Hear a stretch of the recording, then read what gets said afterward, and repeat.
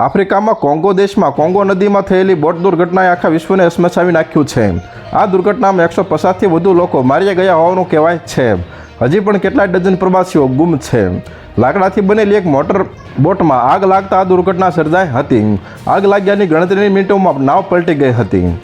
આ નાવ મતાનકુમ બંદરેથી રવાના થઈ હતી અને બોલોમ્બો ક્ષેત્ર તરફ જઈ રહી હતી। નદી સુરક્ષા વિભાગના અધિકારી કોમ્પિટન્ટ લોયોકો મુજબ આ દુર્ઘટનાનો પ્રારંભ તે સમયે થયો જ્યારે એક મહિલા હોડી પર ખાવાનું બનાવી રહી હતી। આ દરમિયાન ચૂલામાંથી નીકળેલી ચિંગારીએ આગનું સ્વરૂપ લીધું। તેના પછી આ આગ આખી નાવમાં ફેલાતા દુર્ઘટના સર્જાઈ હતી। કેટલાક લોકો સળગીને મૃત્યુ પામ્યા હોવાનું કહેવાય છે। આ ભયાનક દુર્ઘટનાનો વિડીયો પણ સોશિયલ મીડિયા પર વાયરલ થયો છે। તેમાં દેખાઈ રહ્યું છે કે પ્રવાસીઓ કૂદીને પોતાના જીવ બચાવવા પ્રયત્ન કરી રહ્યા છે।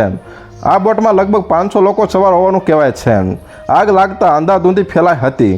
કેટલાક લોકોએ જીવ બચાવવા નદીમાં છલાંગ લગાવી હતી। છલાંગ લગાવનારા મોટા ભાગના લોકોને નદીમાં તરતા આવડતું ન હતું। તેના કારણે ડૂબીને પણ કેટલાય ડઝન લોકો માર્યા ગયા છે। તો હાલ અત્યાર માટે આટલું જ મિત્રો। ફરી મળીએ નવી અપડેટ સાથે। તે પહેલાં વિડીયોને લાઇક કરી ઓનલી ગુજરાત ન્યૂઝ ચેનલને સબસ્ક્રાઇબ કરો અને પાસે આવેલું બેલ આઇકન પણ દબાવો જેથી તમને નવી ખબરો મળતી રહે।